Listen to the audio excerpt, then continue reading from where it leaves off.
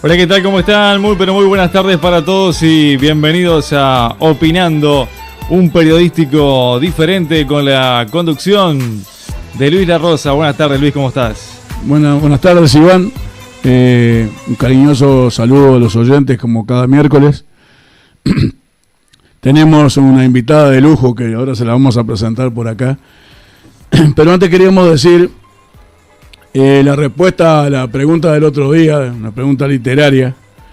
Era el autor de esa frase que hemos dicho, que dice: la verdad es la luz, el hombre vano que más la busca en su maldad se estrella, que no me tienda su alevosa mano quien no me dé su corazón con ella. Era Ovidio Fernández Ríos el autor de esa frase en un poema de su autoría. Que el otro día nos fuimos medio de apuro con el Pipa que estábamos ahí y no dijimos la respuesta. Esa era la respuesta correcta. Que al final nadie se la jugó, nadie acertó. Lo otro que queremos decir que a esta hora, o casi ahora a las 8, se está reuniendo la comisión del Club Solís de Mataojo de fútbol. Aparentemente está peligrando la continuidad de la institución, ¿verdad? En los campeonatos de Minas, donde está afiliado. Queremos llamar un poco a la reflexión y a la gente que no podemos dejar terminar el fútbol en Solís. Es el único equipo que hay, aparte del baby fútbol. Se han formado jugadores, ya tenemos 5 o 6 gurises que están jugando en inferiores en Montevideo.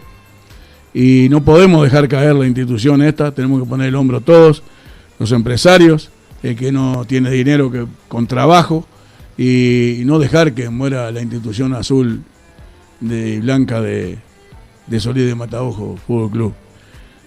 Nosotros no podemos concurrir a dar un impulso porque justo nos tocó a la hora de la radio, pero estamos a las órdenes para difundir lo que sea y para dar algún impulso o alguna palabra para que no se desaparezca esta novel, porque todavía es joven la institución, y que siga habiendo fútbol en esta Villa Solís. Bueno, siguiendo adelante, y hoy tenemos, como decíamos, una invitada de lujo, la señora María Olmedo,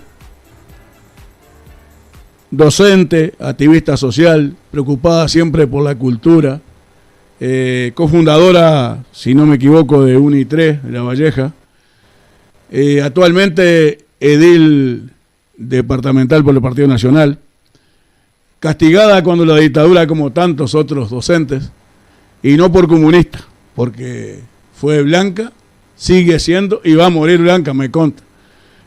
Así que aquella dictadura funesta también la castigó, separándola de su cargo por mucho tiempo. Luego fue restituida. Y además, compañera de por años, escribiendo la página de la mujer en nuestro querido quincenario El Tero. Ya tiene, obviamente, unos añitos y queremos aprovecharla a full. Por eso la hemos citado acá, la hemos invitado. Con mucha deferencia se ha trasladado con su sobrina acá, que la arrimó hasta la radio, y queremos antes que nada agradecerle la presencia y brindarle el micrófono, saludarla, y un gusto enorme tenerla por acá, María.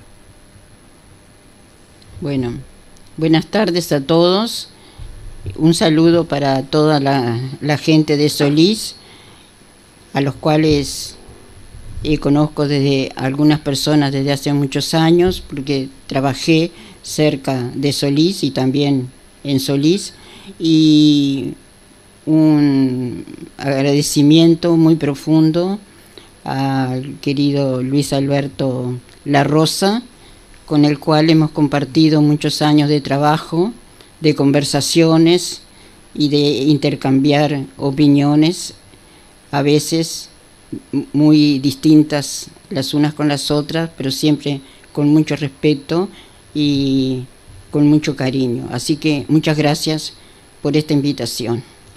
No sé si calificarla como una hermana mayor o como mi segunda madre. Así el sentimiento que usted me inspira y sabe muy bien, María.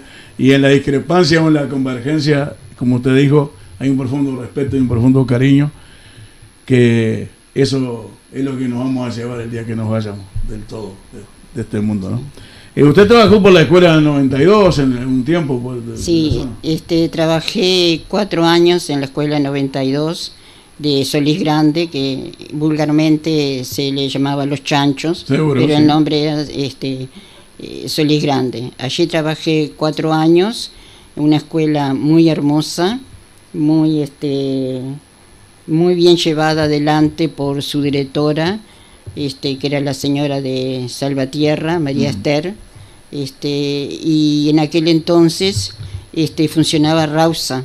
Entonces teníamos el privilegio de recibir mucha ayuda de esa institución. El problema era que quedaba a mitad de camino, vamos a decir, entre Montes y la Ruta 8, el empalme con la Ruta 8, y no había locomoción. Así que ahí teníamos que o llegar caminando, a veces en bicicleta, a veces a caballo con los chiquilines, hasta que un año sí pasó el ómnibus, y que venía de, no me acuerdo si de Míguez o de Montes, y de Míguez iba a Aguas Blancas también, iba Águila Blanca se llamaba. Sí, bueno, no me acordaba el nombre, iba hasta Solís. Después de estar 4 años trabajando en esa escuela, que era una escuela muy linda y, como le digo, muy bien instalada, con todo los adelantos, y con un buen número de alumnos, pasé a trabajar a la escuela 38 sobre la Ruta 8, que estuve 2 años. La escuela ahí, de Mazuco, conocida por la escuela de Mazuco, que después se levantó esa escuela, y los alumnos de ese lugar pasaron a ir a la escuela 66. Pero también no me acuerdo si fue en el año, el primer año, usted se debe acordar, que ganaron los blancos el Partido Nacional. Ah, sí, 58. Bueno, en el 58, acá en Solís, tuvo lugar el primer campamento escolar que se realizó en el departamento, o casi que le voy a decir que en el país. Y nuestra sede, yo trabajé en él, nuestra sede era en la escuela número 5, que en aquel entonces la directora era una señora de acá de... Mariana Guarino de Fittipaldi. Ahí está, Mariana. Desaparecida. Sí, por supuesto. Fue una experiencia hermosísima trabajar en ese campamento.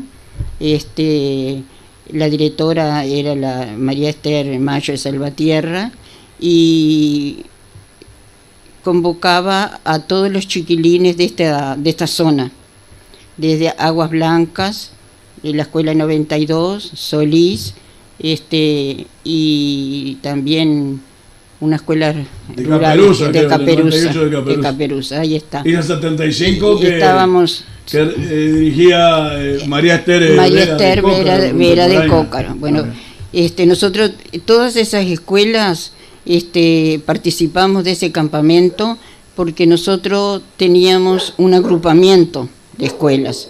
Cuando recién comenzaron los agrupamientos, que ahora muchas veces los dan como algo moderno, algo traído como una innovación, nosotros ya trabajábamos en el agrupamiento, se llamaba AERS, el Agrupamiento Escuelas Rurales Solís, porque incluía todas esas escuelas rurales, más Solís también.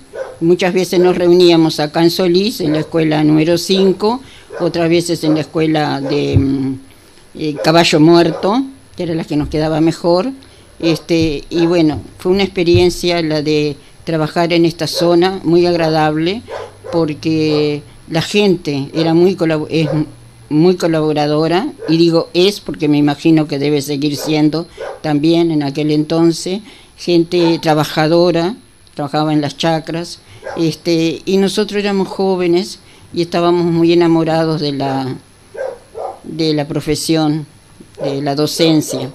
Recuerdo en este momento a un señor Camejo, puede ser, que tenía un auto de alquiler, ¿Cómo se llamaba allí en la Ruta 8? No, Camacho. Camacho.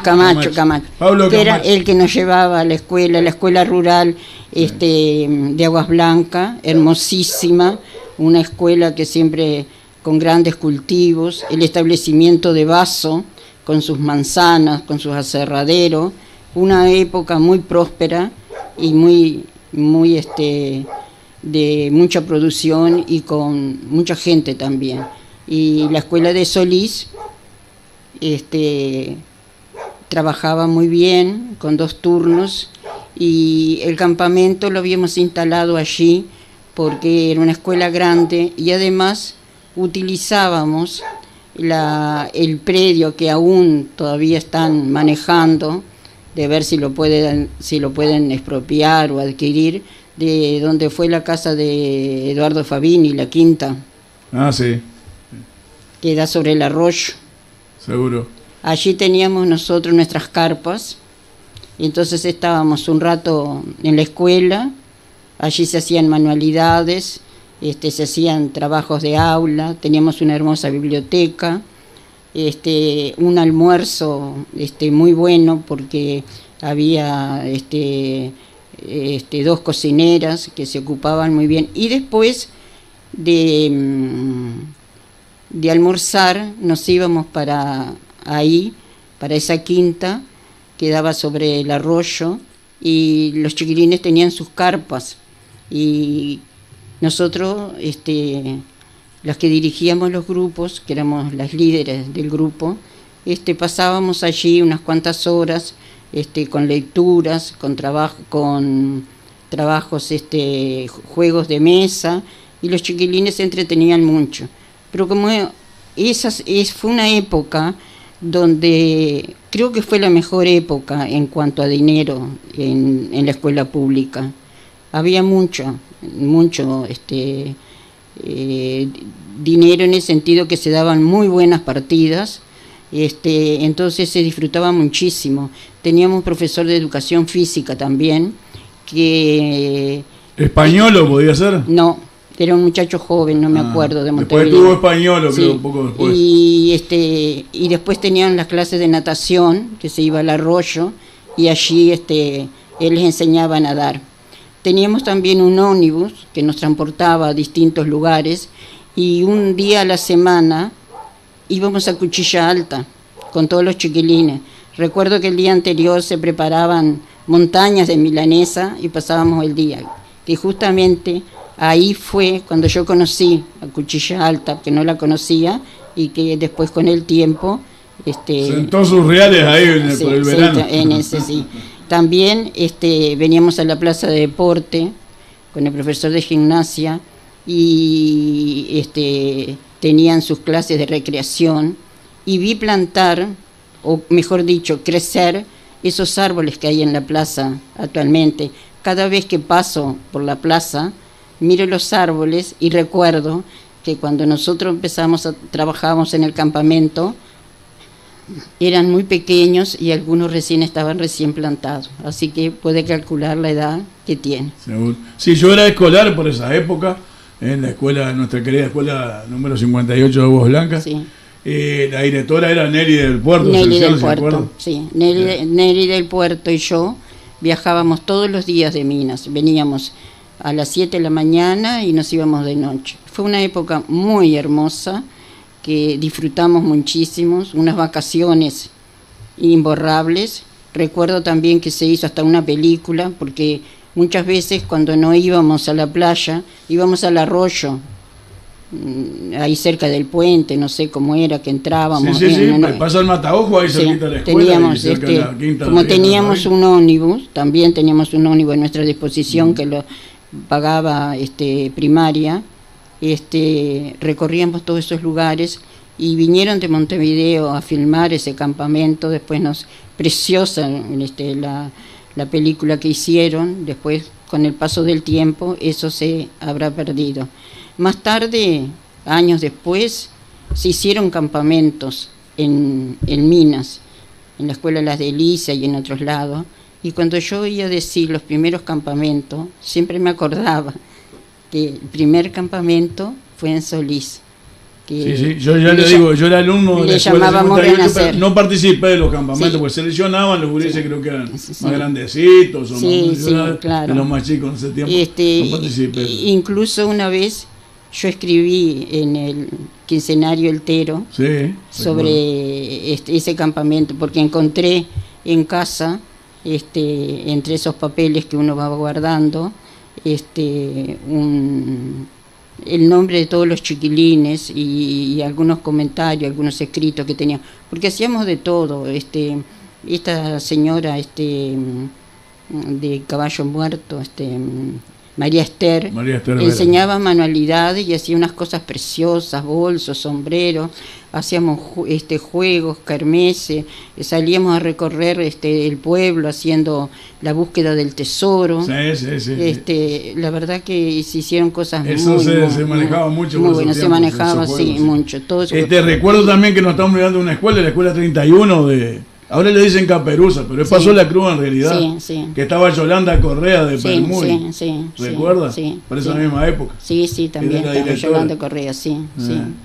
Bueno, esa época las escuelas rurales eran 60, 70 alumnos mínimo, y de ahí para arriba. Sí. En la del 58 habíamos más de 100 alumnos. Sí. Ahora están con 4, 5, 3, 7, 8. Sí, a esa escuela venían se muchos. Se han espaciado las escuelas y así muchas maestras venían, claro, 3, 4 maestras. 3, 4 maestras. Sí, venían. No, yo quería traerla a la actividad suya en este lugar, en esta zona, de la segunda sesión, donde trabajó años, como usted dice, además en el campamento, porque va a haber un reconocimiento que empezó a hacer a partir del año pasado la alcaldesa de Solís, Verónica Machado, correligionaria suya, una persona que está trabajando muy bien. Está trabajando muy bien en el de la cultura principalmente. Sí. Y yo le dije, mira, yo tengo a alguien que proponerte. Una fue esta señora que se recibió maestra a los 64 años, que quiere conocerla a usted, pero ella está viendo Montevideo. Claro. Hicimos una nota con ella acá. Se llama María del Carmen González Uceta.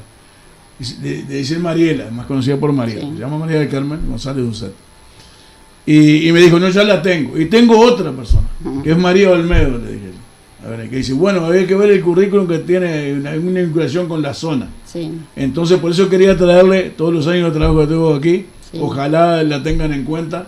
Sí. Y ya la idea está sembrada, la semilla está sembrada, que en el mes de marzo la tengan en cuenta para darle un homenaje muy bien merecido. Yo le agradezco su atención y el tenerme en cuenta para eso, y bueno, en realidad estuve vinculada así con Solís por toda esa razón, incluso esto del agrupamiento que además, fue algo muy importante. Además también escribiendo en el Tero, que era auténticamente de Solís. 8 o 9 años. Sí. Y yo creo que tiene un currículum suficiente para que la tengan en cuenta. Escribí también a veces cosas relacionadas con Solís. Y claro, sí.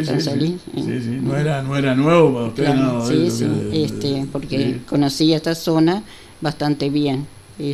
Docente vocacional 100%.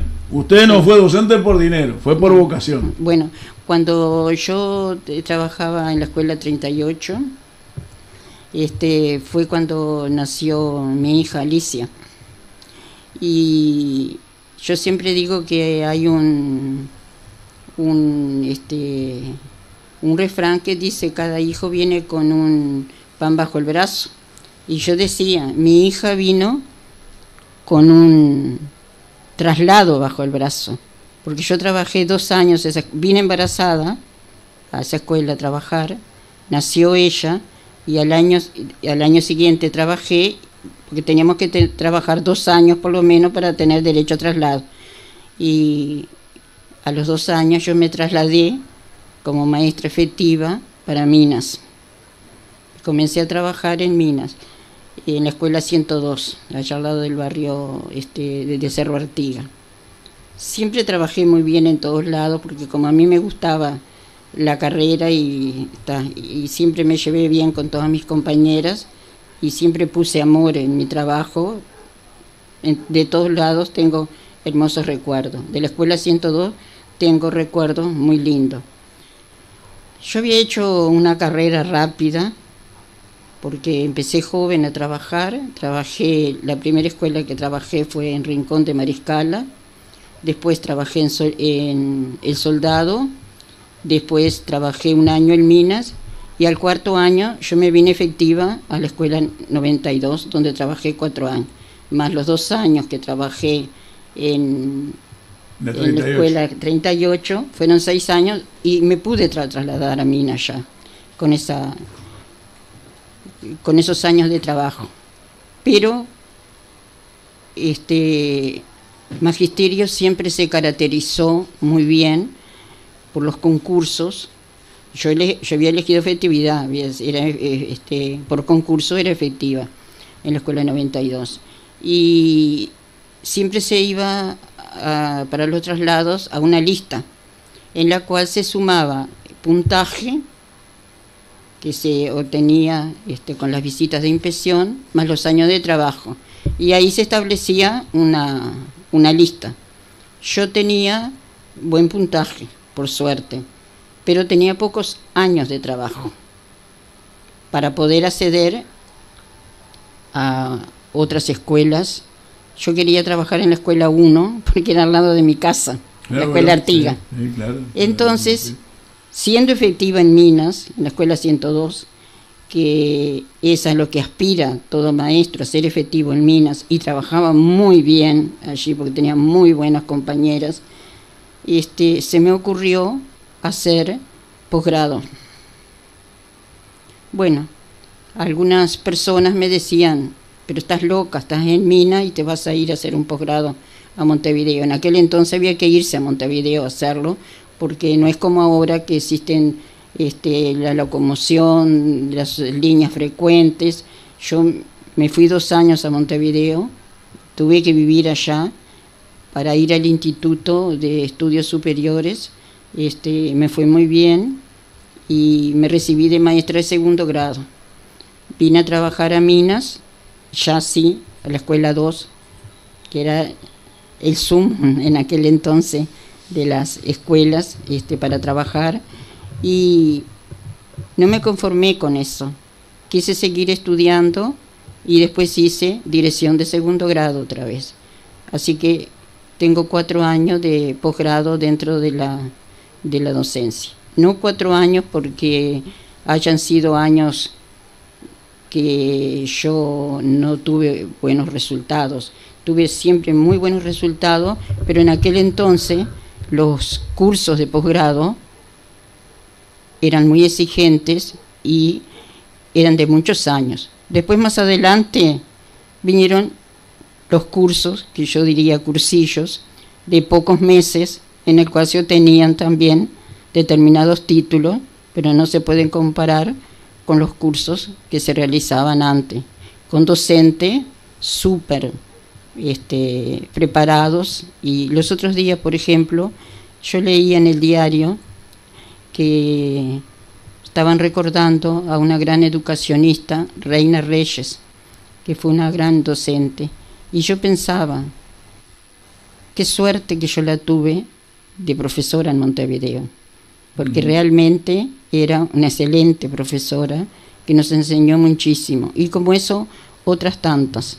Y como yo le decía hace un momento, antes de comenzar esta entrevista por la radio que estuvimos conversando, que un día me puse en casa a tirar un poco de papeles porque ya la biblioteca ocupaba mucho lugar, y yo dije, bueno, hay cosas que a nadie, solo a mí me servían.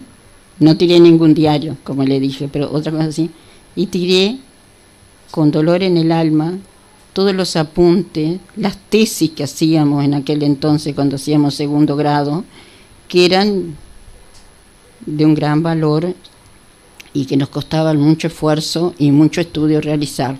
María, me parece a mí eso. o la educación ha caído en un pozo estos últimos años. Bueno, la primera caída de la educación se dio lamentablemente en la época de la dictadura.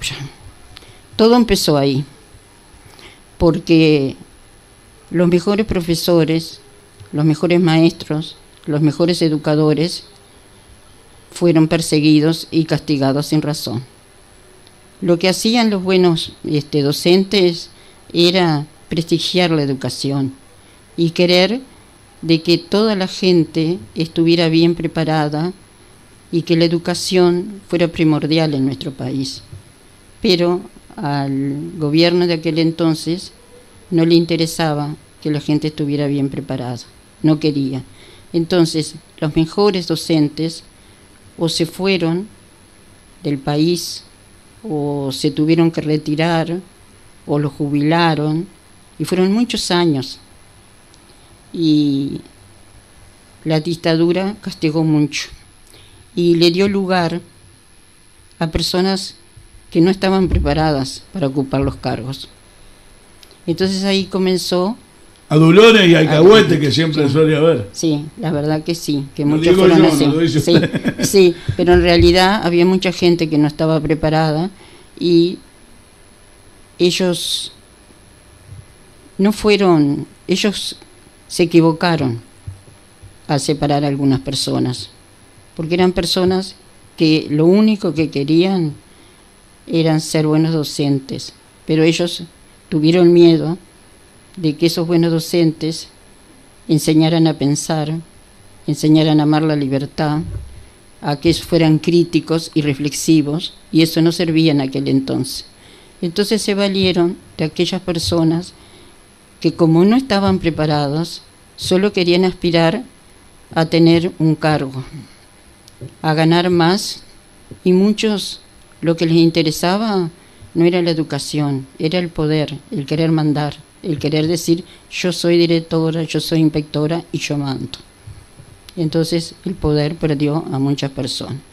En aquel entonces yo me dije, recuerdo bien que lo pensé, dentro de 10 años esto va a dar su fruto, porque nada tanto para mejorar como para destruir no se hace en un año, se precisan unos cuantos años.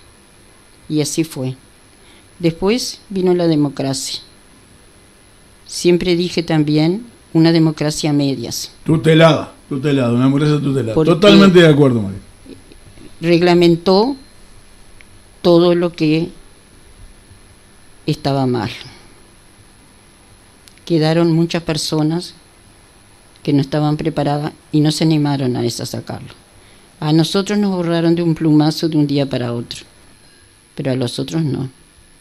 Entonces, ¿qué pasó? La gente que se formaba no podía tener una preparación muy buena, porque quienes dirigían la enseñanza no estaban preparados para eso.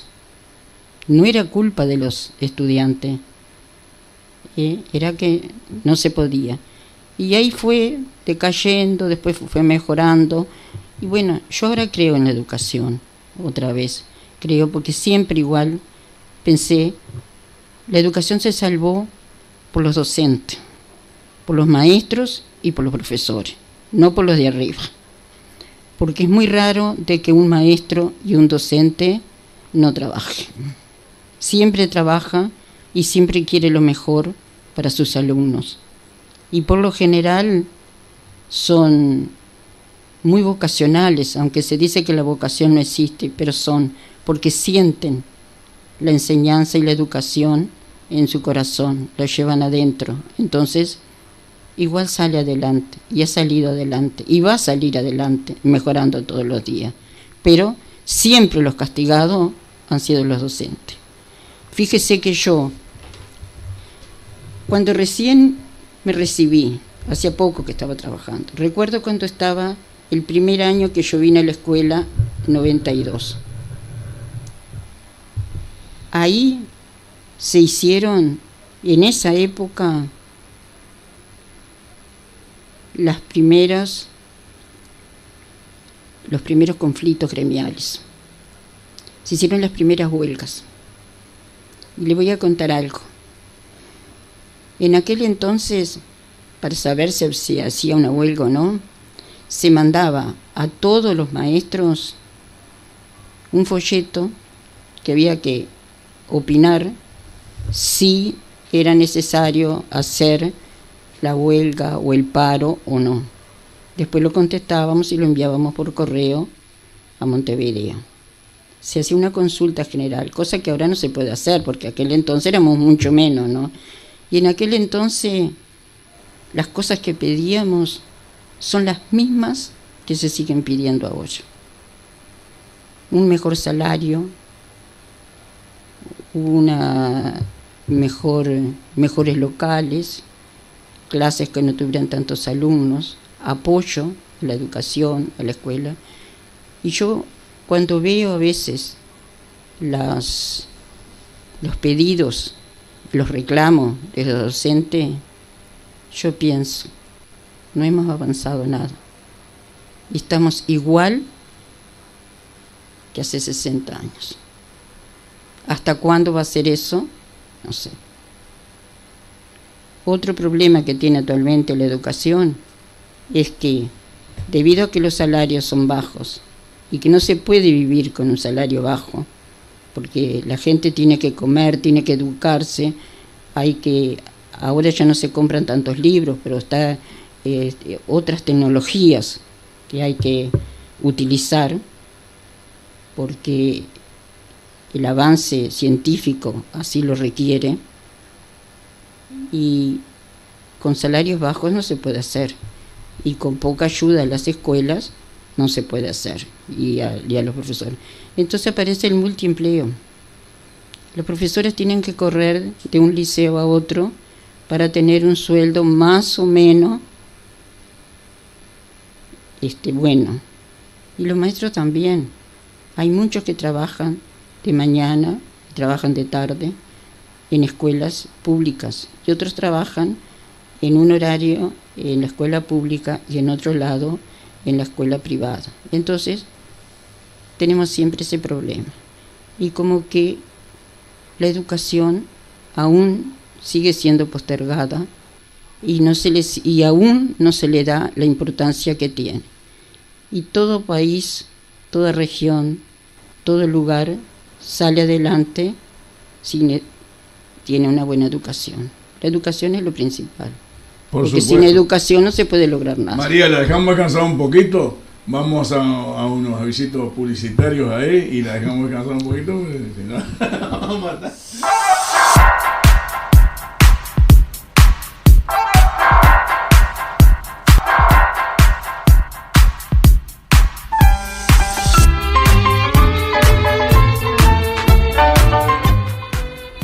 Bueno, seguimos con Opinando, un periodístico diferente. Vamos a dar, si querés, Iván, las vías de comunicación, por alguien quiere consultar, alguien que la conozca, que se acuerde de ella, o que fue alumno, o no quieren criticarnos algo, quieren elogiar la labor de esta señora que bien lo merece. Vamos a dar la vía de comunicación, por favor. Si desean comunicarse, pueden mandar un mensaje de texto o un WhatsApp, lo que le quede más fácil, al 099-430631, 099-430631, o si lo desea puede llamar al 4447-5040. Bueno, queremos saludar también a Leonardo Alonso, que anda con su señora de vacaciones hace unos días por Brasil, le está yendo mal a los muchachos, que sabemos que nos está escuchando por internet en estos momentos. Gracias por la fidelidad, nos escuchan acá y cuando andan de vacaciones también nos siguen escuchando. También queremos saludar a la gente que nos va a escuchar mañana por YouTube, que tenemos gente muy querida ahí que nos escucha también por YouTube, y que no se pierdan esta entrevista, porque quedan pocas personas para resaltar de la labor como la labor de doña María Olmedo. Bueno, después de jubilada, dedicada totalmente a la cultura, a través de la Intendencia Municipal, de Unitre La Valleja, etcétera, etcétera. María. Bueno, yo en mi vida, en mi trabajo, he tenido dos grandes pasiones, que son la educación y la cultura. Por suerte, se me ha dado que he podido trabajar en ambas cosas. Y trabajar en lo que uno ama es lo mejor No que tiene uno precio. puede, no tiene precio. En cultura siempre me preocupé por las actividades culturales que se desarrollan en nuestro medio, que son muchas. He podido participar en algunas y en otras concurrir o estar presente. Por ejemplo, acá tenemos en Solís 2 grandes directores de teatro, a Coto y a Jiménez. Sí, Eduardo Coto y Carlitos Jiménez. Que se han presentado con distintas obras en el Teatro La Valleja, allá en Minas, y siempre que he podido estar presente lo he hecho, así que un saludo para los dos, mi reconocimiento por las obras presentadas, que algunas de ellas eran escritas por una persona de acá de Solís. Es vecina de la radio, está pegada a la radio, también hemos estado por acá, en la edición pasada estuvo el esposo hablando de otro tema, y ella, Ana Lilian González, vive pegada acá a la radio. Y con artistas locales de acá. También se han destacado acá en Solís los jóvenes en el Teatro Leído de la Fundación Lolita Rubiar. Han presentado obras muy buenas y han sido premiados. Incluso este último año, el año pasado, una de las lecturas elegidas fue de un elenco de acá de Solís. Por suerte sé que ahora tienen una hermosa Casa de la Cultura, que no la conozco toda como está ahora, pero la conocí cuando recién habían empezado, que sí, el antiguo colegio de las hermanas, que vinimos a ver justamente una obra que ellos estaban haciendo y nos mostraron todas las reparaciones que estaban haciendo. Bueno, he trabajado en Unitres La Valleja, que soy una de las personas fundadoras de la Unitres, universidad abierta para personas mayores, educación no formal, que es muy importante, porque siempre tenemos que seguir educándonos y trabajando.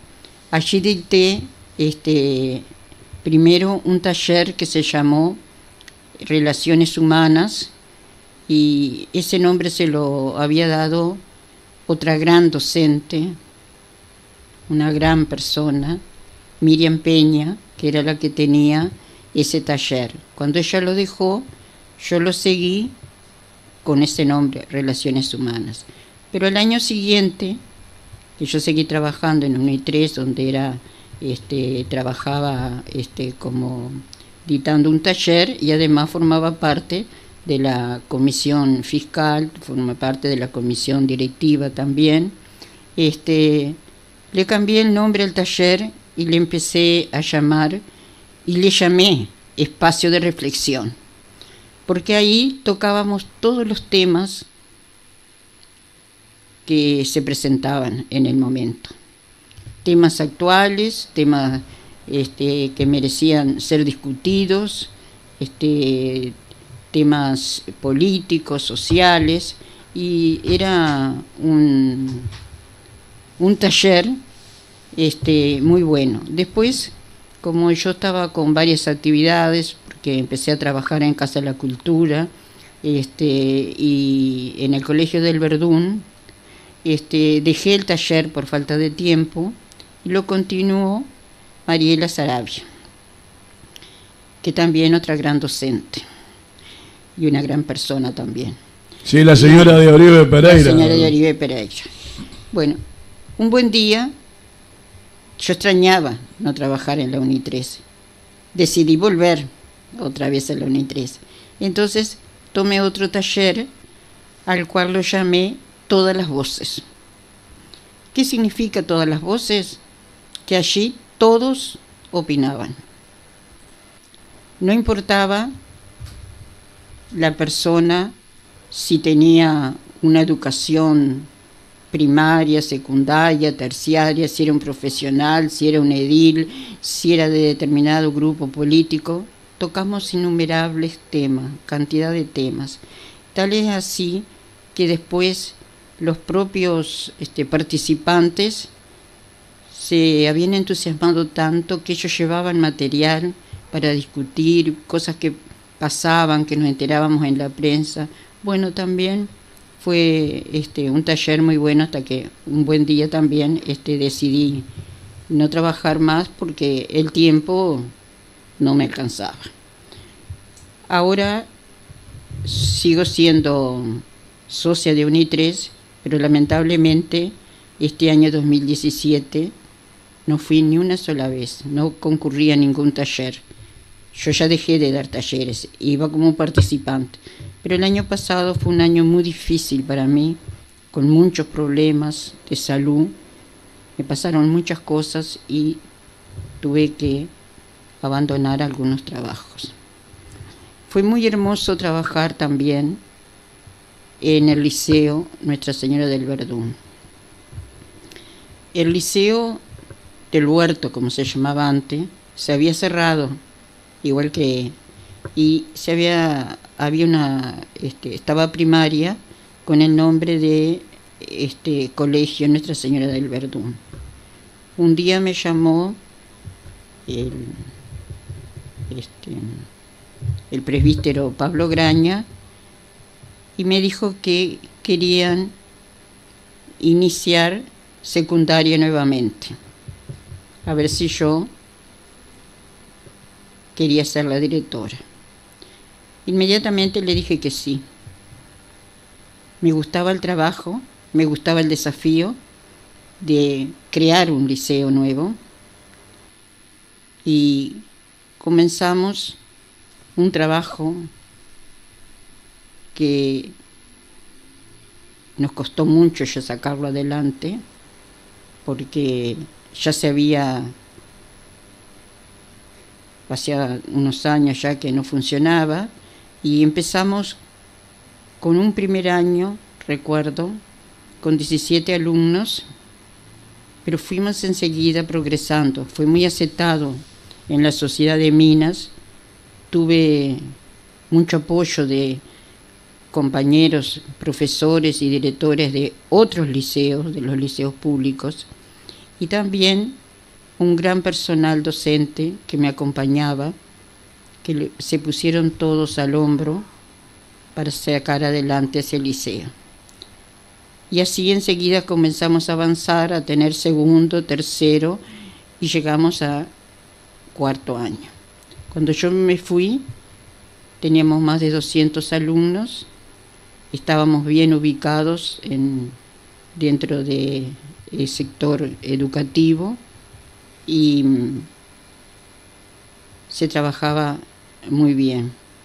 También me fui porque entendí que era una etapa que ya tenía que darle fin en mi vida.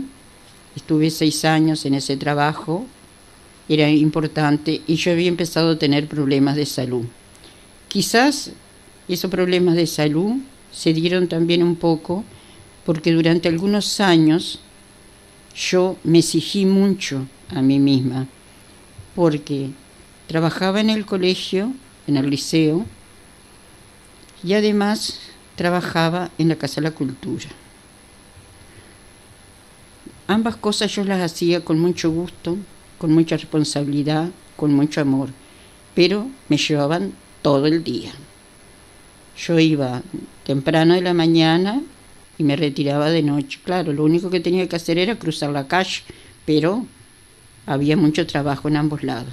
Y también en ese momento trabajaba en la cooperativa magisterial en Montevideo, que pocos saben que yo trabajé ahí. Durante algunos años trabajé en las comisiones de la cooperativa, pero ese año que después abandoné, dejé el liceo, trabajaba en la comisión directiva y tenía que viajar a Montevideo, y bueno, había mucha responsabilidad porque la cooperativa es muy grande, había muchos trabajos, muchos problemas con los sindicatos, etcétera, etcétera, etcétera, y tenía que viajar a Montevideo. Hasta que un buen día mi corazón dijo basta, porque era mucho lo que me estaba exigiendo. Pero de cualquier manera, fueron muy agradable todo ese tiempo. Fui muy feliz trabajando en esos lugares. Participé en cultura, en la Semana de la Valleja, en las comisiones de carnaval, bueno, en cuánta cosa había, allí yo estaba. También trabajé una época colaborando siempre, ¿no? En la comisión de niños del INAU, ubicada en Juan Farina, con Glenda Hernández, que era la presidenta. Trabajábamos muy bien, nos llevábamos muy bien. Trabajé también en la comisión del Bicentenario, que fueron 5 años de trabajo intenso, cuando se decidió conmemorar la gesta heroica de la cruzada libertadora de nuestro país, desde la época de Artigas hasta casi el momento actual. Trabajamos mucho, hicimos muchas actividades de ese tipo, siendo el presidente Agustín Briano. También trabajamos en la Asociación de Docentes de Maestros, me voy a expresar mejor, no maestros, docentes, porque también había profesores del liceo, jubilados y pensionistas de La Valleja, muchos años, donde hicimos mucho trabajo, presentaciones de libros, traíamos autores de esos libros a que los presentaran, hacíamos actos culturales, bueno, distintas propuestas culturales. La Casa de la Cultura siempre nos dio su apoyo, su respaldo. Hicimos exposiciones, bueno, muchos trabajos que ya me voy olvidando de todas las actividades realizadas, porque hace mucho tiempo. También el hecho de yo trabajar tanto en cultura y en educación como a mí me gustaba, no fue un impedimento para que yo trabajara también en el aspecto gremial. Formé parte de ADEMU, Asociación de Maestros del Uruguay. Muchas veces concurrí a Montevideo, a la FUM. También participé en ADES, porque también yo trabajé en el liceo. Durante 13 años fui profesora de geografía. Y bueno, y hoy tengo la suerte, la felicidad de encontrarme muy seguido con alumnos en tantos años de trabajo, con alumnos que hoy son grandes personas, personas de bien, personas trabajadoras, honradas, que hacen bien al departamento y al país. Otros son profesionales, pero todos algún día se sentaron en los bancos de una escuela, el liceo o en los privados. Con respecto a mi trabajo en educación, en la educación privada, quiero decir que yo nunca había trabajado en una institución privada. Yo siempre fui defensora de la educación pública. Me consta. Y fui una gran luchadora por la educación pública. Cuando se me ofreció ese trabajo, que no solo era una educación privada, sino un instituto católico, que eso es lo que hay que destacar. El Colegio Liceo Nuestra Señora del Verdún no es un instituto privado, es un instituto con orientación católica. también ahí tengo una experiencia que brevemente la voy a decir. Yo siempre creí en Dios, pero nunca fui practicante. Tenía buenos valores porque mi padre me los había inculcado, pero no los había aprendido en la iglesia. Un buen día, mi hija me llevó a la iglesia y ahí empecé a ver las cosas, algunas cosas diferentes. Por ejemplo, yo sabía, me decía a mí misma, que todo lo que yo había logrado en la vida lo había hecho por mí misma, por mi esfuerzo, porque yo había luchado para eso. Yo me consideraba la dueña de mi vida, pero avatares de la vida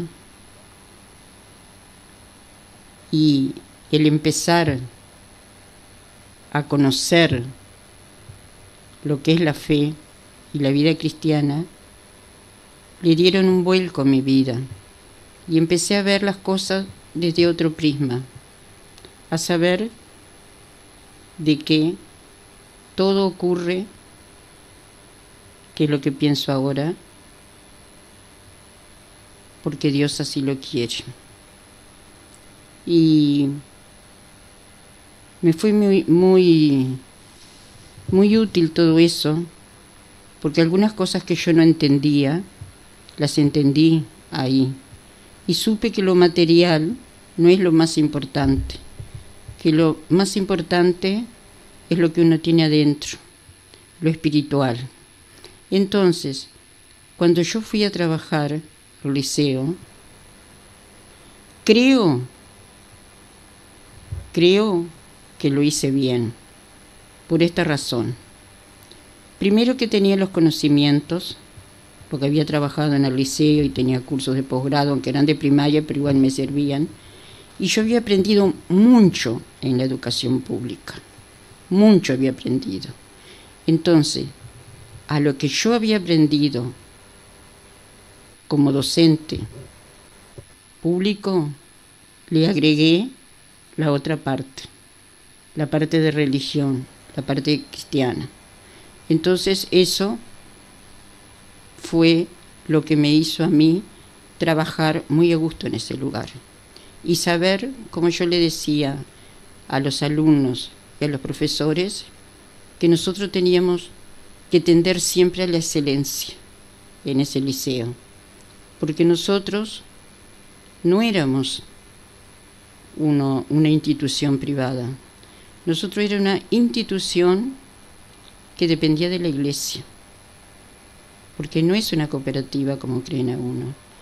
El colegio liceo Nuestra Señora del Verdún depende de la iglesia. Entonces, si nosotros no trabajábamos, si nosotros no éramos un buen ejemplo para la comunidad, estábamos siendo malos cristianos. Bueno. Muy bueno. Yo recuerdo, he conocido los más grandes prelados de Minas de los últimos años, los he conocido casi todos en su casa. Sí. Usted me lo ha presentado, ¿se acuerda? Sí. Yo no ando en el tema de la religión y casi que no hablo porque tampoco sé lo que voy a hablar. Sé que hay un creador ahí, pero conozco, por eso cuando decía yo del servicio a la comunidad que usted ha brindado, también la ha brindado por medio de la iglesia. Ahí está. Y usted no dice, pero sé que ha hecho donaciones y cosas por intermedio de la iglesia a gente menos pudiente, digamos.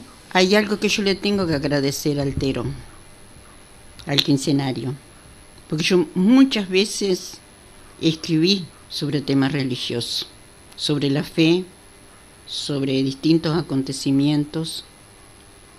Muchas veces escribí. Y usted tuvo el respeto hacia mis escritos, que siempre los publicó, aunque no estuviera de acuerdo a veces en ello. Y yo utilicé en parte el diario para dar a conocer lo que es la iglesia y cómo se vive en la iglesia. Y una vez el Padre Santo, que una persona muy querida y que me ayudó mucho a mí a crecer en la fe y en algunos problemas que tiene en la vida, como yo también escribía en el Minuano, un día me dijo: usted tiene que escribir más sobre la iglesia, porque él quería que todos los artículos se refirieran a la religión. Y yo dije: no, padre, no puedo escribir siempre sobre eso, porque si no, aburro a la gente, y el que no tiene esas creencias o no practica la religión no lo lee una vez, pero no siempre. De vez en cuando yo escribo algo, y escribí así en Navidad, en Adviento, Virgen del Verdún y muchas cosas más que sobre el hecho de ser cristiano. Y sé que en el Tero publiqué muchos artículos de ese tipo, como publiqué otros tantos, porque a mí me encantaba escribir. En el Tero siempre hubo la libertad de cada uno de expresar su sentimiento y su pensamiento. Hubo dos cosas que no hubiera tolerado probablemente: que me hablaran a favor de una dictadura o que me hablaran a favor del exterminio de los indígenas, los verdaderos dueños de la tierra.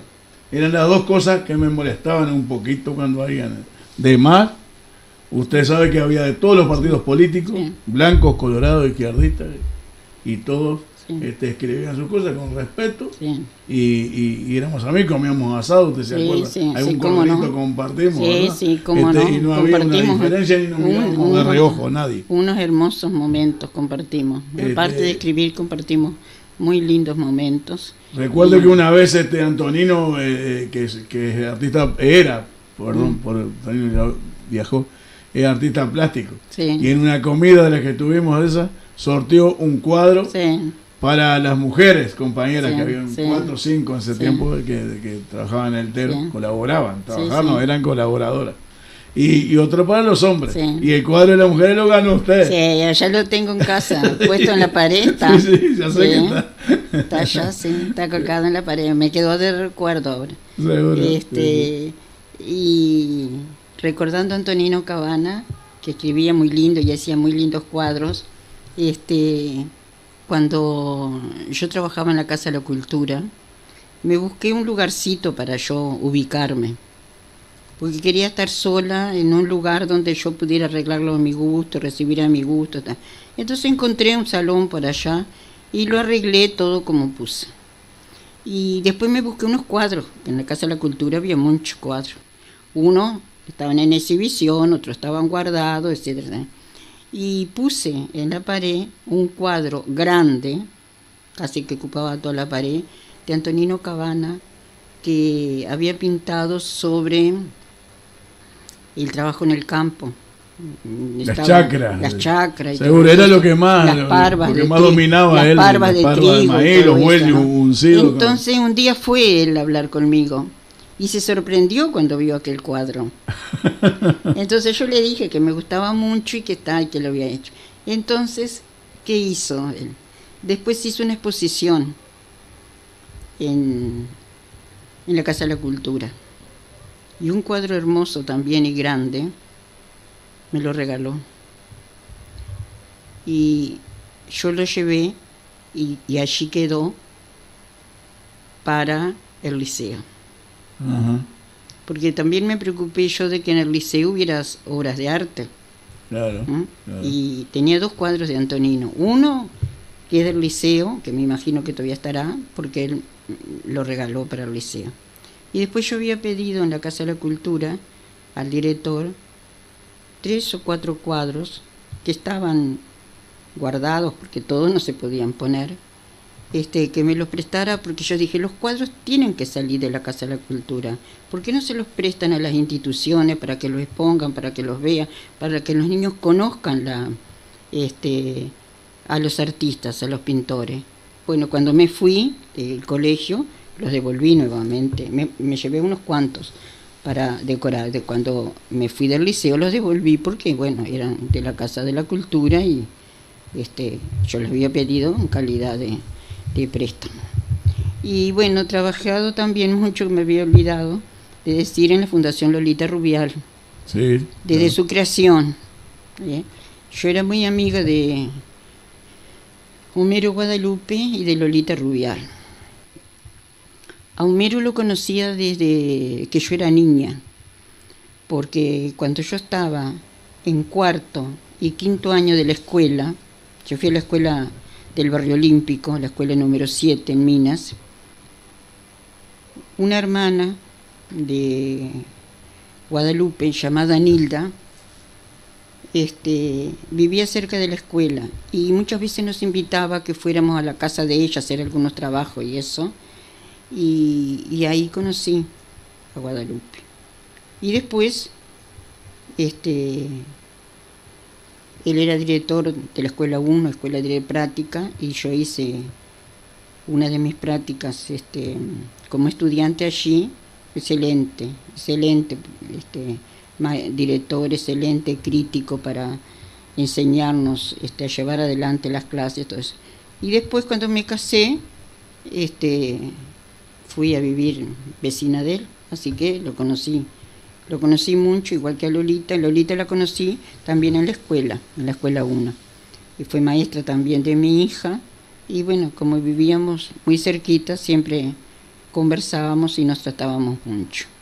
Y volviendo a lo que dije, que yo había tenido como maestra a una hermana de Guadalupe que se llamaba Nilda, ahora, en los últimos años, cuando uno empieza a valorar a las personas de otra manera y a darse cuenta cuáles han sido importantes en la vida de uno, la nombro.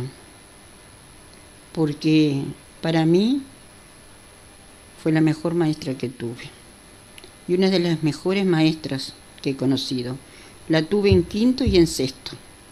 Con ella aprendí todo lo hermoso que es la vida, aprendí todo lo bello, aprendí a amar la cultura, aprendí a amar el teatro, las poesías. Hay cosas que yo me acuerdo de memoria de aquella época, porque ella era una maestra que no se dedicaba solo a impartir conocimiento, era una maestra exquisita y nos transmitió, o por lo menos yo lo recibí, un don de gente y un amor por todas esas cosas que se lo debo a ella. Ella trabajaba en aficionados teatrales, una compañía teatral que había esa, y amaba todo lo bello y todo lo que... Y después la dejé de ver y nunca le dije lo importante que ella había sido en mi vida. Por eso, ahora, a pesar de que ella no está, siempre que puedo la recuerdo.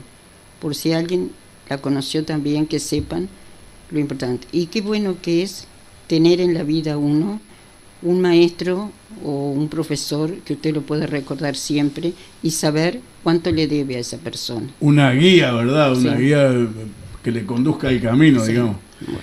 Bueno, y en todas estas cosas de su afán de servicio, que ha sido brutal en su ya larga vida, porque ya tiene sus añitos, también metida en política, ahora siendo edil departamental, tratando de hacer algo por su pueblo, porque no es otra cosa. Bueno, en cuanto a la política, le voy a decir que yo estoy en la política desde que era niña, porque mi padre, al igual que su padre, era un blanco de ley, de eso que el partido es más que un partido, el partido es la patria, el partido es todo, que no le piden nada a los políticos y que dan todo por ello. Entonces mi padre siempre trabajó por el Partido Nacional y en mi casa siempre había comité. Entonces yo crecí dentro de eso, de los comités. Las elecciones eran toda una maravilla, para mí, que era una niña, con aquellos asados dorándose en las brasas. En aquel entonces que los hombres usaban su pañuelo blanco y las mujeres celeste y vincha celeste y todo eso, iban los autos a repartir. Yo soy de la época de Morales Arrillaga, de Amilibia, de Arrospide.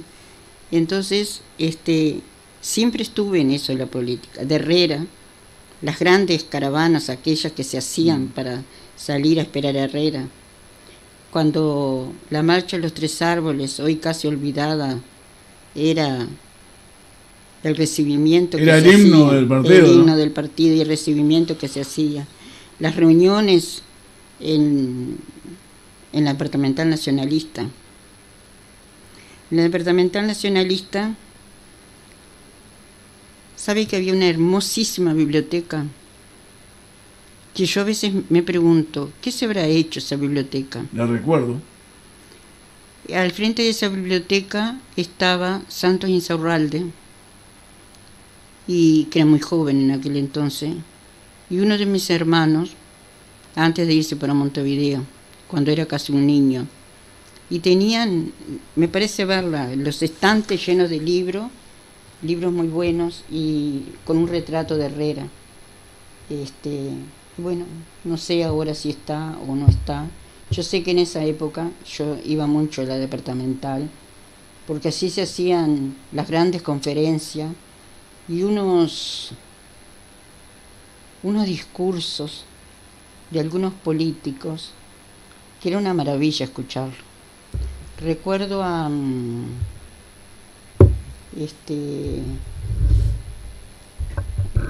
este hombre que vivía en Minas, bueno, ahora recuerdo y no recuerdo, el autor de la marcha de los Tres Árboles, Casas Araujo. Casas Araujo, sí. Julio Casas Araujo. Julio Casas Araujo.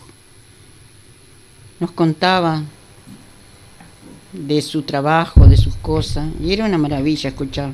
No habían las peleas ni las discrepancias de ahora. Por más que no puedo dejar de reconocer que el Partido Nacional siempre fue un partido desunido. Sí. Porque por un lado estaban los herreristas y por otro lado estaban los otros. Los blancos independientes. Los blancos independientes. Tal es así que hubo una época en que algunos blancos votaron fuera del lema. Sí. Los Ramírez también eran unos enemigos bárbaros. Pero Herrera nunca se dio por vencido, nunca ganó, pero nunca se dio por vencido, solo cuando después se hizo el colegiado, pero además siempre luchando y siempre luchando y siempre luchando.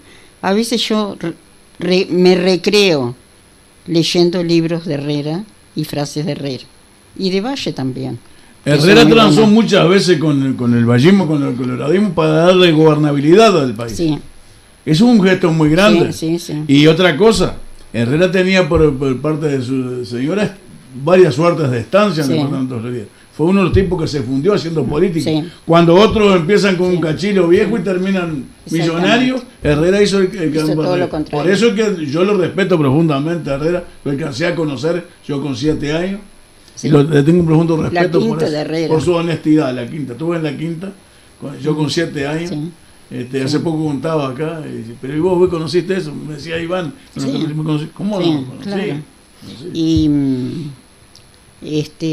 siempre seguía adelante, él no se entregaba nunca. Después la exposición que tenía con respecto a Estados Unidos, a la intervención de los otros países en el Uruguay, una persona no intervencionista. Su lucha en el Paraguay y bueno, cantidad de cosas que dejó Herrera, que está igual que Aparicio Saravia. Yo cuando trabajé en Cerro Largo tuve la suerte de conocer la estancia del Cordobés. Sí. Yo tenía una escuela que estaba más adelante todavía, unos cuantos kilómetros más adelante de la estancia del Cordobés. Y siempre que iba a esa escuela me detenía en la estancia de Aparicio Saravia. y leí mucho aprendí mucho también de política cuando estaba en Cerro Largo, porque Cerro Largo fue un país, un departamento, perdón, muy histórico y con muchas batallas y cosas de esas, como la de Arbolito, que se disputaron allá. Y yo siempre estaba ávida de preguntar y de conocer lugares. Yo conocí Cerro Largo cuando fui a trabajar, de antes no lo conocía. Así que está. Bueno, en ese ambiente de comité, como eran de antes, y de caravanas, yo crecí y siempre fui blanca. Primero por tradición, después por convicción. Después dio la casualidad de que mi marido también era blanco.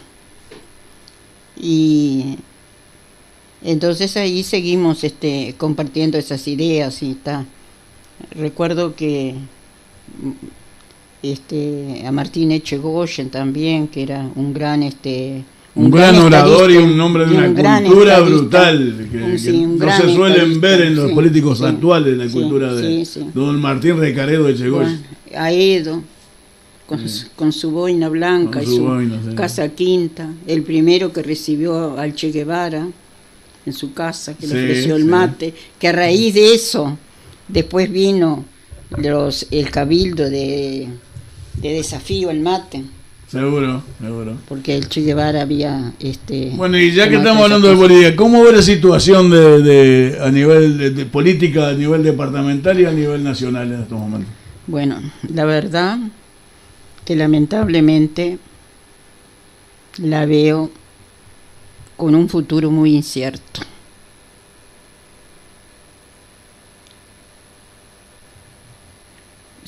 Trato de pensar, porque como soy blanca, de que el Partido Nacional va a ganar. Y por eso traje a colación de que el Partido Nacional fue muchas veces desunido y todo eso, porque quiero a mí misma decirme, sí, ahora también estamos desunidos, pero igual vamos a ganar.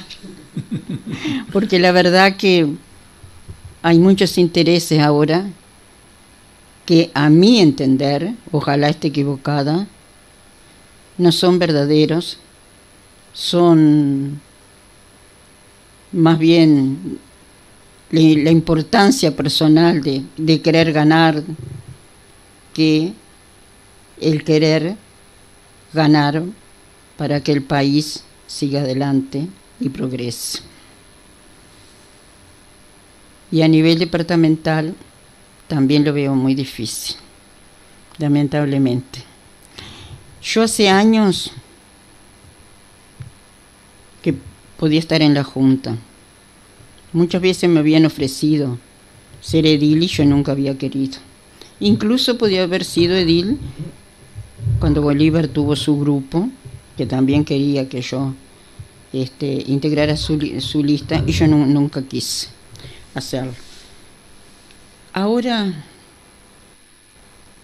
quise, cuando me ofrecieron ser edil, acepté, porque quería conocer, como se dice, la otra cara de la moneda. Porque como usted recordará, yo siempre escribía, o muchas veces escribí, sobre política y sobre la política de la mujer. Y yo siempre pensé y decía que hay que conocer a los candidatos. Conocerlos, porque una cosa es lo que ellos dicen y otra cosa es cómo son. Y que antes de dar el voto hay que reflexionar y pensar, porque después las cosas no salen como uno piensa o como uno quisiera que fuera. Y eso es porque votamos sin pensar. Una cosa que sostengo muy seguido es que hay que pensar el voto. Siempre hacía esa reflexión yo antes de las elecciones y les decía a las mujeres que votaran, que pensaran. Y también ahora yo me dije, bueno, a esta altura de mi vida ya es poco lo que puedo dar, pero voy a conocer lo que es la Junta y cómo son los ediles y cómo trabajan. Y la verdad que le puedo decir que he conocido bastante.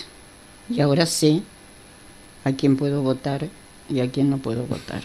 Y lo que piensa cada uno. Muy bueno. Eso no lo digo ni con orgullo, ni por sentirme superior a nadie, ni nada. Lo digo por los años que tengo. Porque los años a uno le van dando cierta experiencia, o mucha experiencia. Y a veces basta solo con mirar a una persona para uno darse cuenta cómo es. Más si ha tenido la suerte, como tuve yo, de poder trabajar o estar en distintos ámbitos. Entonces uno ahí aprende un poco a conocer a la gente. Y la verdad que me siento bien en la Junta, aunque no nos vaya muy bien de repente, ni actúe mucho, pero soy un edil que escucha. Y le puedo decir que sé cómo piensan muchos de ellos, y quizás me equivoque, pero me parece que los conozco bastante. Y no veo dentro de mi partido, lamentablemente, no auguro mucho éxito. Vamos a ver qué pasa y cuáles son los candidatos y qué es los proyectos de gobierno que tiene. Yo apoyé siempre a Adriana Peña, la quiero mucho, la conozco de siempre, tengo un gran cariño por ella, al igual que por su madre, por su familia, y cuando ella se separó de Gallinal, yo la apoyé. Desde ese momento la apoyé por dos razones. Una, la primera, porque era mujer. Y me parece que había que apoyarla, porque las mujeres tenían derecho a decir lo que pensaban y a obrar de acuerdo a ese pensamiento. No decir sí a los hombres para poder ocupar un lugar. Y después porque me gustaba su manera de trabajar. Y sigo con ella y voy a seguir hasta el final. También estuve, ahora que estamos hablando de política, estuve en el grupo de las mujeres políticas. Sí. Cuando recién empezó el grupo de las mujeres políticas, hace muchos años. Me acuerdo que nos reuníamos en el Teatro La Valleja y soy de la época de Marú Martínez, de Rosario Bueno, de Perla Morandí, de Nelly Massa, de todas las viejas que habíamos antes.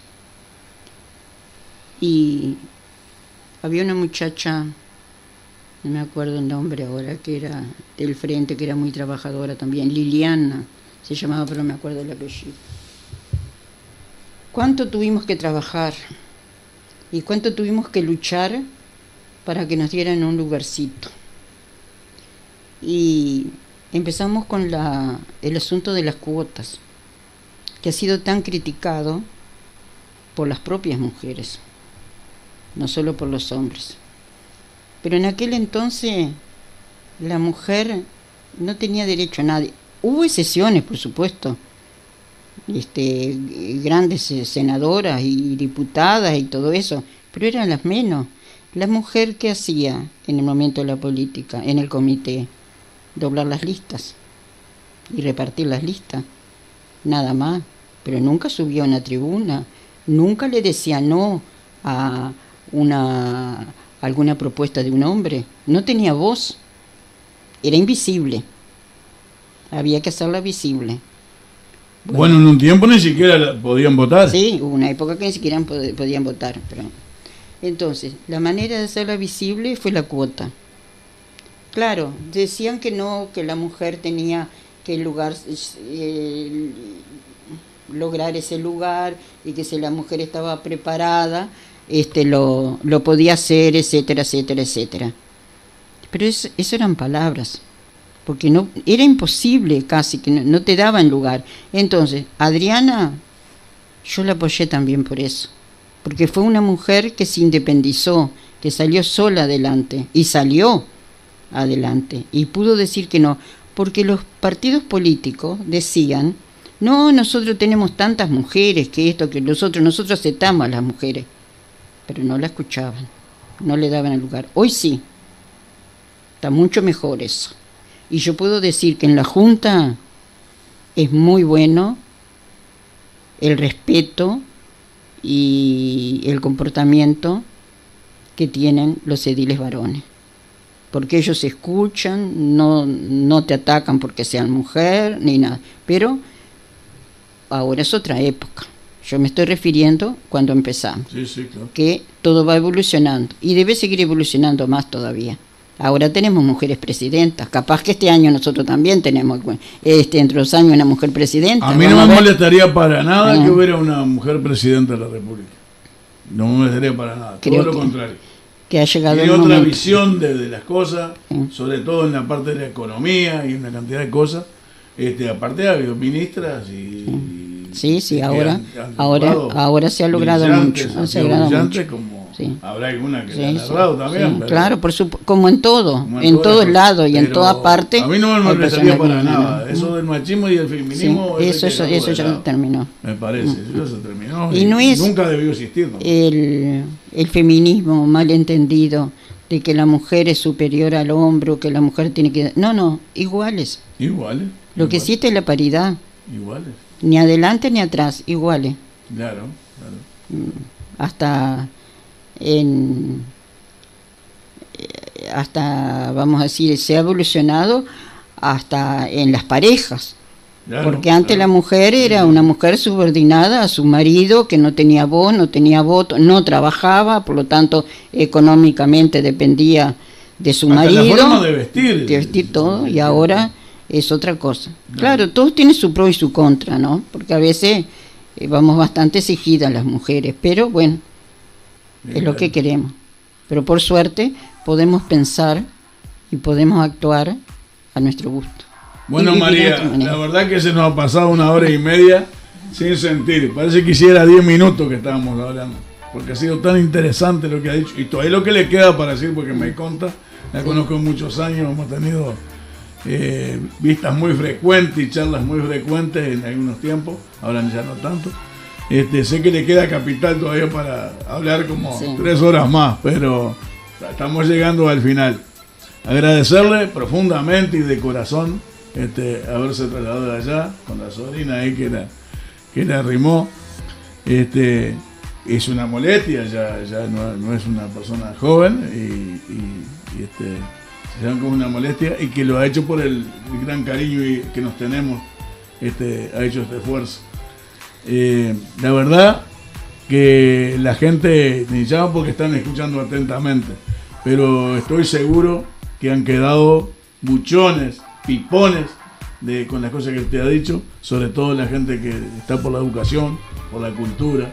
Y nosotros lo que tratamos de hacer más que una nota es un homenaje a su persona, como a otras personas mayores que hemos tenido que comprobada capacidad también, y nos hemos sentido plenos totalmente, y que queremos, principalmente, yo tampoco soy un chiquirín, soy veterano ya,